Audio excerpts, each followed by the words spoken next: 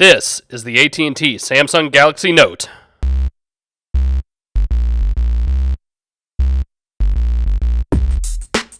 Okay, and this is it. This is the AT&T Samsung Galaxy Note.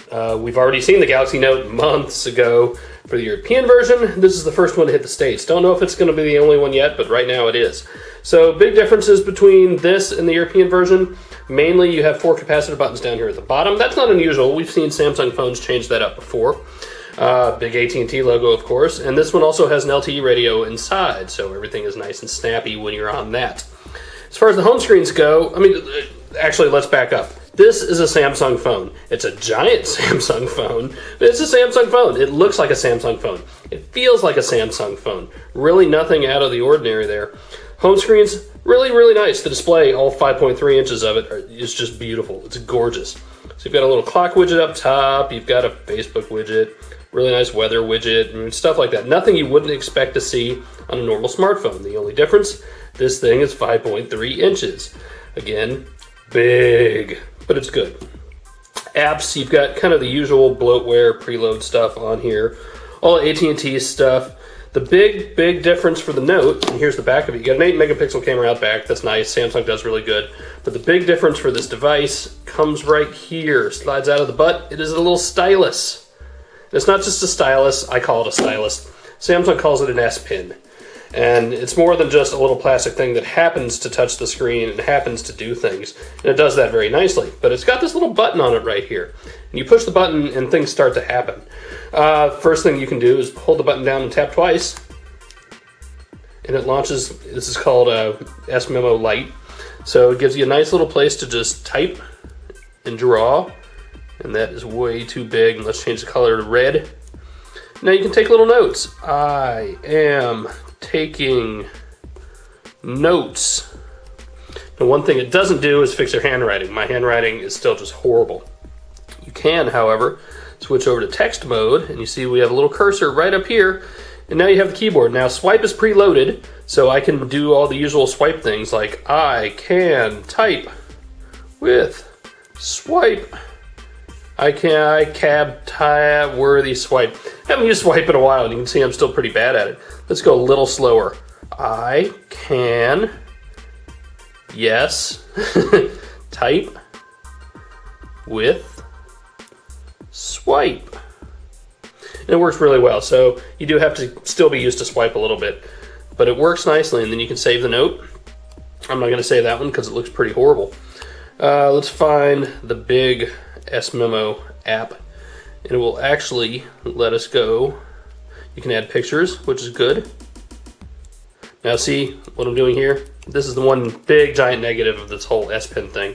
It doesn't actually do anything on the capacitive buttons. It's because this isn't just your regular capacitive pen input thing.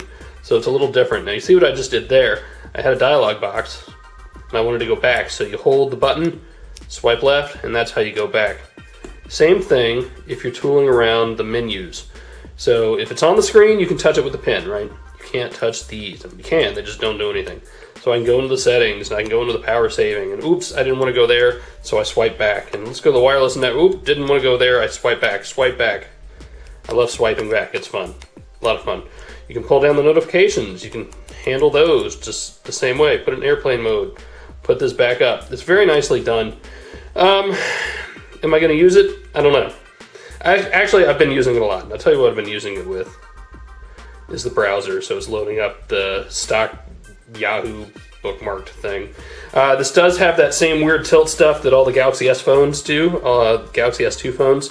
So tap and hold 2 points and then tilt the device back and forth to make the screen larger or smaller. Now it doesn't actually work on this screen because it's a mobile screen. So if it's a mobile website, it will not work. However, let's pull up AndroidCentral.com and the full site.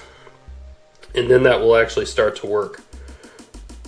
Tap in 2 spots, tilt forward, tilt back, and it zooms in and out. I'm not sure how useful that is because I think it's a little easier just to zoom, but that's me. So once you do have a web page open, I actually really do like browsing with this little pen. You can double tap to zoom in and out, tap on a link, and it pulls up the link.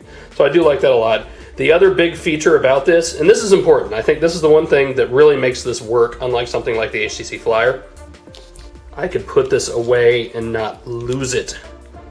There's an optional little, they call it a pen holder, and it's like a giant normal size, business type pen that you put the stylus inside of. Lost it already, don't know where it is. With this, you do not lose it. It's there all the time. While we're back here on the battery cover, pop it open. 2,500 milliamp hours. That's a lot of juice. It's good. Not as big as, say, the Droid Razr Max, but it's a lot, and it actually lasts a long time. SIM card, micro SD card, and that's about it. I mean, as you see, this really looks like a phone, right? It looks like a big phone, but it looks like a phone. So I like this a lot. It's $300 at launch. It'll probably come a little cheaper. If you can get used to the size, you could certainly do worse. So there's a quick look at the Samsung Galaxy Note on AT&T. See ya.